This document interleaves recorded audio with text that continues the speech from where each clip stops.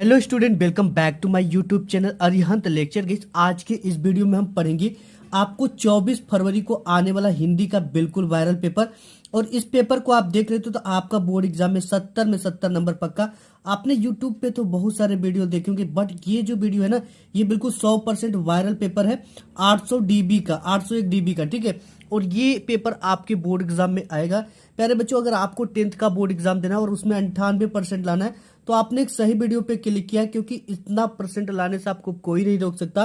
क्योंकि ये जो पेपर है वो पूरा वायरल पेपर है और इसको आप देखकर आप स्टेट लेवल में एक अच्छा रैंक हासिल कर सकते हो। क्योंकि ये 2025 का प्यारे बच्चों बिल्कुल वायरल हिंदी का पेपर है। पेपर मिलेगा, सबसे पहले यहाँ पे अपना अनुक्रमांक और यहाँ पे अपना नाम डाल लेना, ठीक है। आपको समय 3 घंटे 15 मिनट का दिया जाएगा, जिसमें पूर्णांक आपका 70 होगा। 3 घंटे पूरे प्रश्न पत्र को हल करने के लिए और 15 मिनट आपको प्रश्न पत्र पढ़ने के लिए प्यारे बच्चों दिया जाएगा।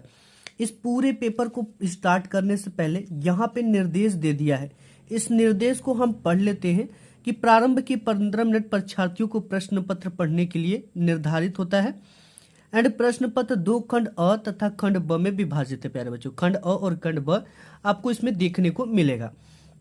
एंड यहाँ पे तीसरा है प्यारे बच्चों कि प्रश्न पत्र के खंड अ में आपको बहुविकल्पी प्रश्न है, जिसमें सही विकल्प वाले का चयन करके आपको ओएमआर सीट पर नीले अथवा काले बॉल पॉइंट पेन से सही विकल्प वाले गोले को पूर्ण रूप से काला करना है। यानी प्यारे बच्चों, यहाँ पे आप समझ सकते हो कि आपको जो ओएमआर सीट मिलेगा उसमें आपको जेल पेन का यूज नहीं करना है। किसका करना है? केवल बॉल पॉइंट पेन का यूज करना है। मतलब डार्ट पेन जैसे ये पेन हो गया, ठीक है। जेल पेन का आपको यूज नहीं करना। एंड इसके बाद यहाँ पे खंड अ में आपको बहुविकल्पी टाइप के प्रश्न दे दिए गए, ठीक है, जिसका आंसर आपको ओएमआर सीट पर देना है। इसके बाद यहाँ पे कुछ दे रखा है प्यारे बच्चों की जो भी क्वेश्चन कितने मार्क्स का है उसके आगे ये चीजें लिख दी गई है। सबसे पहले प्यारे बच्चों यहाँ पे आता है खंड अ, जिसमें आपको देखने को मिलता है बहुविकल्पी टाइप के प्रश्न। इसमें टोटल 20 मार्क्स के बहुविकल्पी प्रश्न देखने को मिलेंगे, जो कि एक एक नंबर के होंगे। और इसके लिए बोर्ड आपको 1 घंटे का समय प्रोवाइड कराता है। 1 घंटे में प्यारे बच्चों इसको आपको पूरे को हल करना होता है। अगर प्यारे बच्चों अगर ये पूरा पेपर ना, तो आप समय से, ये समय 3 घंटे 15 मिनट का होता है, बट आप 2.5 घंटे में, ठीक है, 2.5 घंटे में उस पेपर को करके बैठ जाओगे, क्योंकि आपको कोई दिमाग नहीं लगाना, पूरी पेपर आपको आती रहेगी। तो पहला क्वेश्चन की वैदेही वनवास की रचनाकार है। दे रखा है प्यारे बच्चों मैथिली शरण गुप्त, महादेवी वर्मा, अयोध्या सिंह उपाध्याय, हरिऔध, सिया राम शरण गुप्त जी।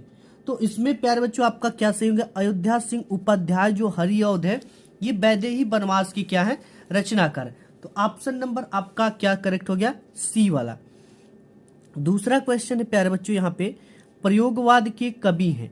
भूषण है, अज्ञेय है, सुमित्रा नंदन पंत है, महादेवी वर्मा है। तो आप जानते हो प्यारे बच्चों कि यहाँ पे जो प्रयोगवाद है इसके कवि जो है वो अज्ञेय जी हैं। कौन है? अज्ञेय। ऑप्शन नंबर बी आपका करेक्ट हो जाएगा।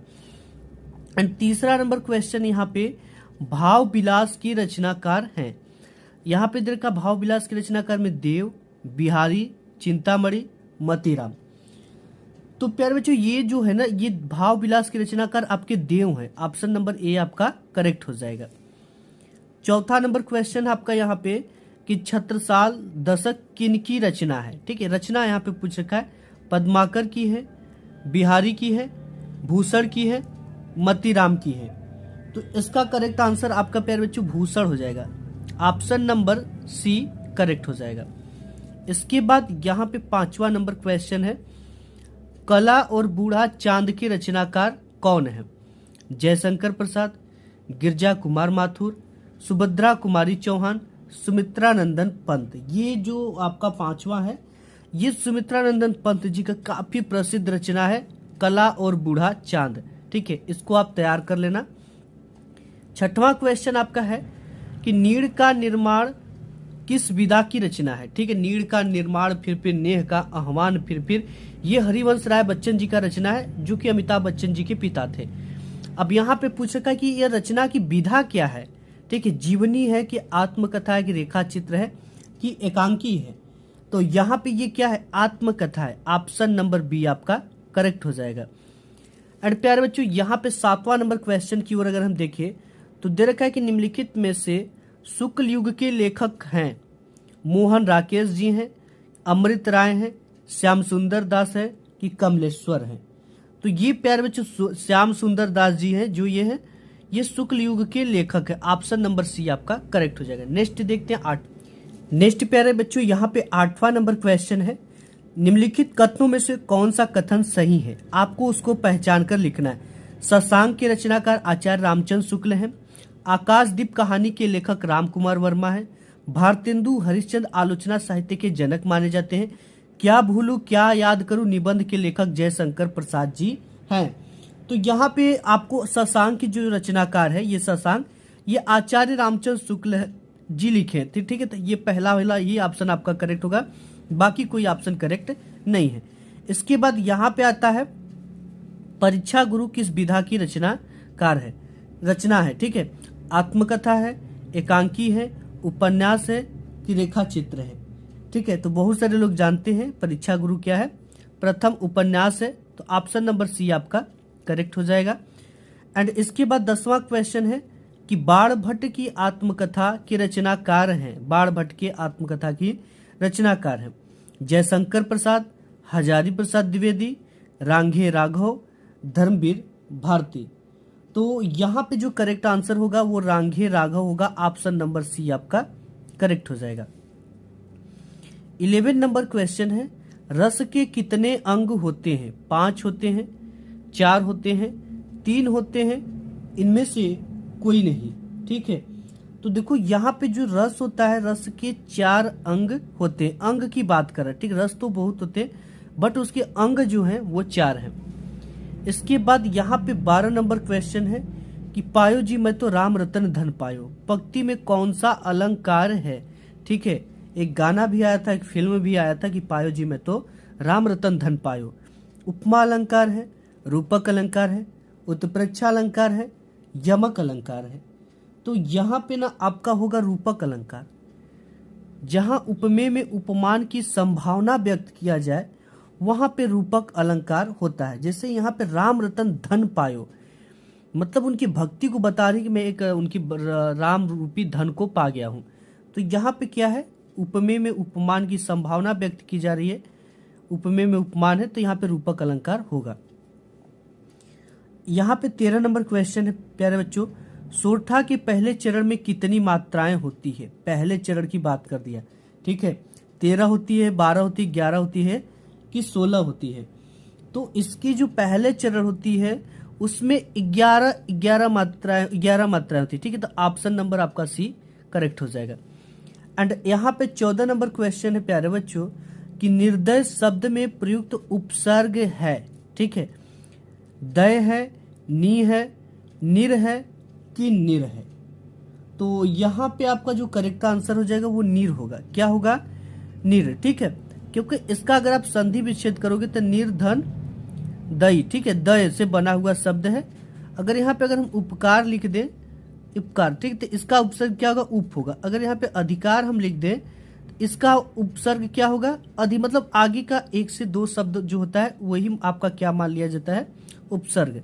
इसी से एक नए शब्द का निर्माण होता है, निर।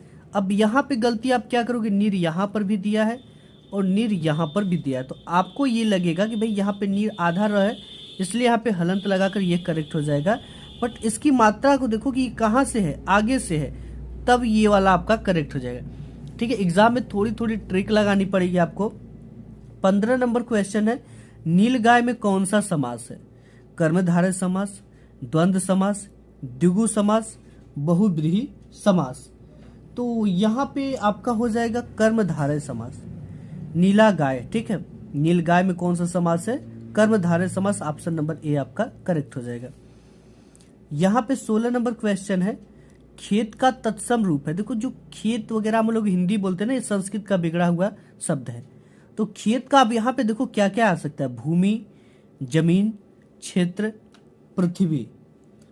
अब यहाँ पे बहुत सारे बच्चे कंफ्यूज हो जाएंगे कि हम क्या मारें, खेत का तो भूमि मार सकते हैं, जमीन मार सकते हैं, क्षेत्र मार सकते हैं कि पृथ्वी मार दे।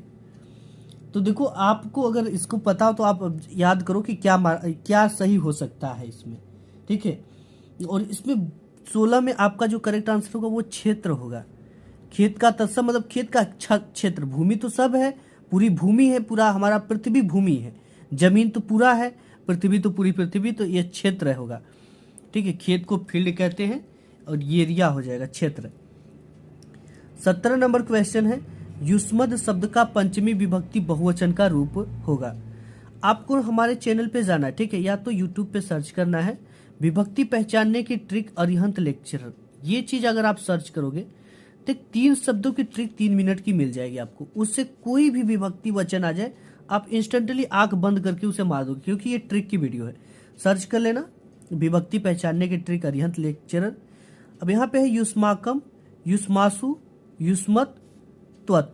तो युष्मद शब्द का पंचमी विभक्ति बहुवचन जो रूप होगा वो आपका क्या होगा, युष्मत होगा। क्या होगा प्यारे बच्चों, युष्मत। ठीक है। 18 नंबर क्वेश्चन है, भाववाच्य में किसकी प्रधानता होती है। ये हमसे क्वेश्चन है, कर्ता की प्रधानता, कर्म की प्रधानता, क्रिया की प्रधानता, इनमें से कोई नहीं। तो देखो भाववाच्य में तो इसमें कर्ता की नहीं होगा, ये तो कर्मवाच्य में होता है, क्रिया का भी नहीं होगा। ठीक है, तो इनमें से कोई नहीं वाला ऑप्शन आपका करेक्ट हो जाएगा, डी। 19 नंबर क्वेश्चन है, वाक्य के कितने तत्व होते हैं। 2, 4, 3, 8। वाक्य के 2 तत्व होते हैं। कितने तत्व होते हैं, 2 तत्व। इसके बाद 20वां नंबर क्वेश्चन है, अविकारी पद को अन्य किस नाम से जाना जाता है। अव्यय पद, अव्यय पद, व्यय पद, इनमें से कोई नहीं। तो यहाँ पे होगा आपका अव्यय पद। ठीक है, तो ऑप्शन नंबर बी आपका करेक्ट हो जाएगा। यहाँ से प्यारे बच्चों हमारा शुरू होता है खंड ब। खंड ब में आपको मिलता है वर्णनात्मक टाइप के प्रश्न। इसके लिए आपको टोटल 2 आवर का समय मिलता है इस पूरे वर्णनात्मक प्रश्न को हल करने के लिए। 2 घंटे में यहीं से कॉपी लिखने की शुरुआत होती है और 6 मार्क्स का आपका देता है क्या, गद्यांश। गद्यांश के उत्तर को कैसे लिखना है, सबसे इंपॉर्टेंट चीज ये है। भाई लिखने को तो सभी लिखते हैं, आपको कितना आता है ये मैटर नहीं करता है, आपको लिखने का तरीका, प्रस्तुत करने का क्या तरीका है ये मैटर करता है। खंड ब में देखेंगे वर्णनात्मक टाइप के प्रश्न। दे रखा कि निम्नलिखित गद्यांश पर आधारित 3 प्रश्नों के उत्तर दीजिए। इसके नीचे आप देखोगे 3 प्रश्न दे रखा है। इसमें पहला कि उपयुक्त गद्यांश का सारांश लिखिए, रेखांकित अंश की व्याख्या कीजिए, सुदृढ़ बाहु का क्या अर्थ है। ठीक है, सबसे पहले आपको इसका संदर्भ लिखना है, गद्यांश का सारांश अपने शब्दों में थोड़ा सा लिखना है, रेखांकित अंश की व्याख्या, सुदृढ़ बाहु का क्या अर्थ है आपको इसको बताना है। ठीक है, तो रेखांकित अंश की व्याख्या लिखने से पहले आपको थोड़ा सा ये चीजें करनी है। खंड ब वर्णनात्मक टाइप के प्रश्न, प्रश्नोत्तर संख्या डाल देना है, कुसंग का जड़ उठाती जाएगी। संदर्भ इस तरह से आपको लिखना है, संदर्भ देगा लिखने के लिए तब लिखना। ठीक है, और यहाँ की प्रस्तुत गद्यांश हमारी पाठ्य पुस्तक हिंदी गद्य खंड में संकलित मित्रता नामक पाठ से लिया गया है। इसके लेखक आचार्य रामचंद्र शुक्ल जी हैं। अब यहाँ पे रेखांकित अंश की व्याख्या, सारांश कैसे लिखोगे, यहाँ पे डाल देंगे रेखांकित अंश की व्याख्या। प्रस्तुत पंक्ति में लेखक बुरी संगति को भयानक रोग बताए हैं। यह अच्छे गुणों का विनाश करने के साथ साथ बुद्धि को भी नष्ट कर देती है, किंतु अगर अच्छी संगति मिल जाए तो बुरी संगति में पड़ा व्यक्ति गर्त से निकलकर प्रगति के पथ पर साथ चलने लगता है। ये पूरी हो गई। ठीक है, अगर ये नहीं आता तो आप अथवा में इसको भी सॉल्व कर सकते हो। इससे से बचने का उपाय मानसिक अनुशासन है। अब यहाँ पे उपयुक्त गद्यांश के पाठ का शीर्षक एवं लेखक का नाम लिखिए। 2 नंबर इसका मिलेगा, शीर्षक का 1 नंबर, 1 नंबर लेखक का मिलेगा। इसके जगह पे आप सिंपली संदर्भ लिख दोगे तो आप उसका नंबर पूरा का पूरा मिल जाएगा। ठीक है, या तो आप सिंपल पाठ और लेखक का नाम इस तरह से भी लिखकर पूरी रेखांकित अंश की व्याख्या कर सकते हो। रेखांकित अंश की व्याख्या, यहां से लेकर यहां तक के शब्दों के नीचे एक रेखा खींचा गया है, इसी की व्याख्या में अपने शब्दों में करना होता है। एंड 22 नंबर क्वेश्चन है, निम्नलिखित पद्यांश पर आधारित दिए गए 3 प्रश्नों के उत्तर दीजिए। यहाँ पे 3 प्रश्न नीचे दे रखे हैं। उपयुक्त पद्यांश का संदर्भ लिखिए, रेखांकित अंश की व्याख्या कीजिए, पद्यांश में ऐसी मनोहर मूर्ति ये किसके लिए प्रयुक्त था, इसमें कौन सा अलंकार होगा। सबसे पहले तो आपको संदर्भ लिखना है और ये संदर्भ आप कैसे लिखोगे, ठीक है। इसको लिखने से पहले आपको पाठ और इसके लेखक का नाम पता होना चाहिए, तभी आप लिख पाओगे, ठीक है। ये जो है आपका 22 नंबर, ये आपका वन पथ पर लिया गया है और तुलसीदास जी इसको लिखे हैं, ठीक है। किस पाठ से है? वन पथ पर और इसके जो कवि है वो तुलसीदास जी हैं। देखो अब यहाँ पे रेखांकित अंश की मतलब व्याख्या इसका करना है। रानी मैं जानी अजानी महापवि पाहन हूँ तो कठोर ही है। जब राम लक्ष्मण और सीता बिना खड़ाऊ के जंगल की ओर जाते हैं कैकेयी के कहने पर, तो गांव की जो औरतें होती हैं वो देखती उनको और यही कहती हैं कि रानी मैं जानी अजानी, रानी का जाने अनजाने में बहुत बड़ा गलती कर दी, पवि पाहन हूते कठोर ही है। इतना बड़ा उन्होंने ऐसे कठोर क्यों दिया है, यानी उनका जो हृदय है वो बहुत ज्यादा कठोर है। राजहु काजू अकाज न जानियो, राज काज क्या होगा, लाभ क्या होगा, हानि, ये सब आगे पीछे उन्होंने कुछ नहीं सोचा। कहियो त्यू को जही कान क्यों है, उनको ऐसा करने के लिए किसी ने बहकाया होगा, कान किया होगा।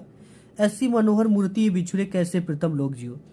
दिल में बसाने वाली, हृदय में बसाने वाली ये मूर्ति अगर उनके प्रीतम लोगों से, उनको चाहने वाले लोगों से बिछुड़ जाए तो वो लोग कैसे जिएंगे। आखिर में सखी राखी जोगू, जो मूर्ति है वो आंख में रखने योग्य है, इन्हें किमी को वनवास दियो। इनको किन्होंने वनवास दे दिया है। तो ये ऐसी मनोहर मूर्ति किसके लिए आई है? राम लक्ष्मण सीता के लिए आई है।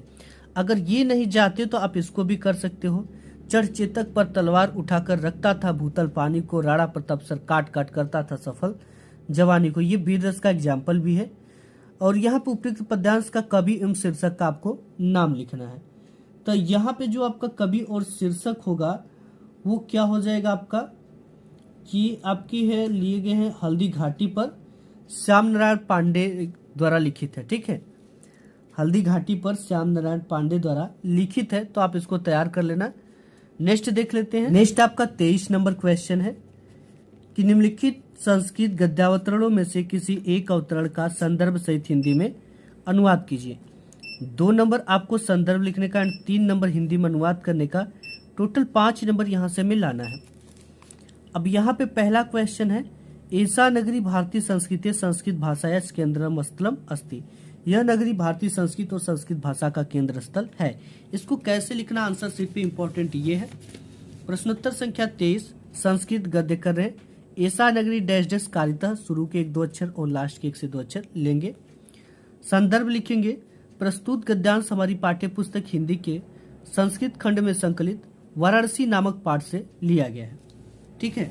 अब यहाँ पे इसका हिंदी में अनुवाद लिखेंगे, यह नगरी भारतीय संस्कृति और संस्कृत भाषा का केंद्र स्थल है। यहीं से संस्कृत साहित्य और संस्कृत का प्रकाश सब जगह फैला था। मुगल युवराज दारासिको ने यहाँ आकर भारतीय दर्शन शास्त्रों का अध्ययन किया था। वह इनके ज्ञान से ऐसा प्रभावित हुए कि उसने उपनिषदों का अनुवाद फारसी भाषा में कराया। ये बोर्ड में आपका 100% आएगा, सभी को तैयार कर लेना। अथवा अगर ये नहीं आता तो आप इसको भी लिख सकते हो।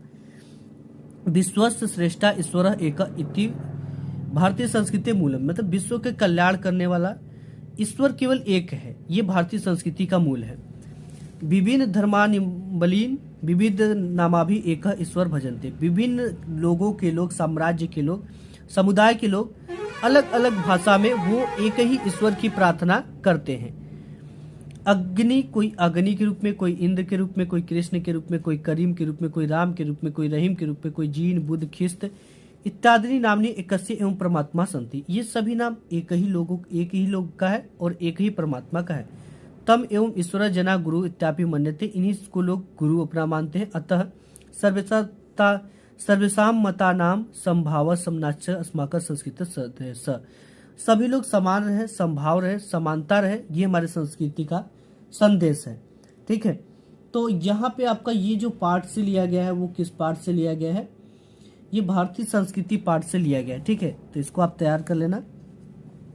24 नंबर क्वेश्चन है कि दिए गए संस्कृत पद्यांशों में से किसी एक का संदर्भ सहित हिंदी में अनुवाद कीजिए। 2 नंबर संदर्भ लिखने का, 3 नंबर हिंदी में अनुवाद करने का, टोटल यहाँ से 5 मार्क्स आपको मिलेंगे। सर्वे भवन्तु सुखिनः, सभी लोग सुखी रहे। सर्वे सन्तु निरामया, सभी लोग निरोग रहे। सर्वे भद्राणि पश्यन्तु, सभी लोग लाभ को देखें, सुख को देखें। माँ कश्चित् दुर्भाग भवेत्, कोई भी दुख का भागी ना बने, सबका कल्याण हो, कोई भी दुख का भागी ना बने। इसको आंसर शीट पे कैसे लिखना है ये चीजें हम देख लेते हैं। यहाँ पे इस तरह से लिखेंगे, प्रश्नोत्तर संख्या 24, संस्कृत पद सर्वे भवन्तु सुखिनः डैश डैश भवेत्। प्रस्तुत श्लोक हमारी पाठ्य पुस्तक हिंदी संस्कृत खंड के अंतर्गत भारतीय संस्कृति नामक पाठ से लिया गया है। हिंदी अनुवाद, सब सुखी हो, सब रोग रहित हो या निरोग हो, सब कल्याण को देखे, कोई भी दुखी न हो, अतः सभी के कल्याण की कामना की गई है। इसके बाद अथवा आता है जो कि जीवन सूत्राणी नामक पाठ से लिया गया है। माता गुरुतरवा भूमि खात, माता जी का स्थान भूमि से महान है। पिताजी का स्थान आकाश से ऊंचा है। मनम शीघ्रतम वातात, वायु से भी शीघ्र मन की गति है। चिंता बहुतरी तृणात, तिनके से भी ज्यादा ज्वलनशील चिंता होता है। तो इसको तैयार कर लेना, जीवन सूत्राणी वाला। 25वां नंबर क्वेश्चन जो है कि डिस्ट्रिक्ट वाइज होता है, 3 नंबर का बोर्ड एग्जाम में आता है। आप अपने डिस्ट्रिक्ट का नेम अगर कमेंट बॉक्स में करते हो तो मैं आपको बता दूंगा, उसको तैयार कर लोगे वही बोर्ड में आएगा। तो यहाँ पे 3 नंबर का, इसके लिए आपको ये सब चीजें दे रखी है, ठीक है। इन सब जो भी आपके डिस्ट्रिक्ट में हो उसको तैयार कर लेना। एंड यहाँ पे नेक्स्ट है 26 नंबर क्वेश्चन। 26 नंबर में कि दिए गए लेखकों में से किसी एक लेखक का जीवन परिचय देते हुए उनकी एक प्रमुख रचना का उल्लेख कीजिए। जयप्रकाश भारती, आचार्य रामचंद्र शुक्ल, जयशंकर प्रसाद, ठीक है। तीनों को तैयार कर लेना, इंपॉर्टेंट है। मैं इन तीनों को इंपॉर्टेंट लिखना कैसे कि आपको 5 नंबर मिले, सब कुछ बता रखा है, ठीक है। आप उसको फॉलो कर लेना, देख लेना। ख नंबर है कि निम्नलिखित कवियों में से एक कवि का जीवन परिचय देते हुए उनकी एक प्रमुख रचना का नाम लिखिए। सूरदास जी, मैथिली शरण गुप्त, माखनलाल चतुर्वेदी, तैयार कर लेना। एक बिहारी को भी तैयार कर लेना। 27 है कि अपनी पाठ्य पुस्तक से कंठस्थ कोई एक श्लोक लिखिए जो इस प्रश्न पत्र में ना आया। बंधन मरम वापी जो वापी पराजय उभ्यत्र समूह वीर वीर भावो ही, वीरता को तैयार कर लेना। एक सर्वे वंतु सुखिनः, सर्वे सन्तु निरामय, सर्वे भद्राणि पश्यन्तु माँ कश्चित् दुर्भाग भवेत्, दोनों को तैयार कर लेना। एक आएगा, एक लिख लेना, ठीक है। 28 नंबर क्वेश्चन की निम्नलिखित में से किन्हीं 2 प्रश्नों का उत्तर संस्कृत में दीजिए। तो यहाँ पे जो आपका पहला संस्कृत में है कि सर्वे यात्रिणः के दृष्टवा अहसन पुरु राजा गीताय के संदेशम अकथ्यत, ठीक है। केवल 2 का देना है। कूपः किमर्थम दुखम अनुभवति, कूप किस लिए दुखी था, ये चीजें, ठीक है।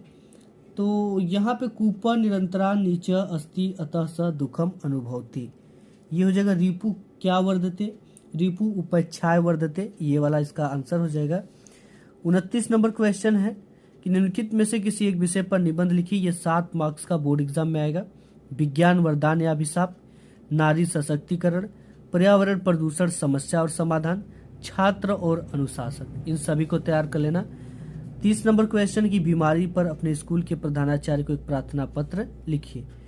4 नंबर का आएगा। अथवा अगर ये नहीं आता तो राज्य परिवहन निगम के मुख्य प्रबंधक को बस चालक के अप्रशंसनीय व्यवहार का उल्लेख करते हुए एक शिकायती पत्र लिखिए। इसके अलावा मैं आपको 3 और पेपर कराऊंगा, ठीक है। इस पेपर के अलावा 3 पेपर और कराऊंगा। इन तीनों पेपर को तैयार कर लेते हो तो आपका 70 नंबर बिल्कुल पक्का हो जाएगा, ठीक है। 70 नंबर। तो आज की इस वीडियो में बस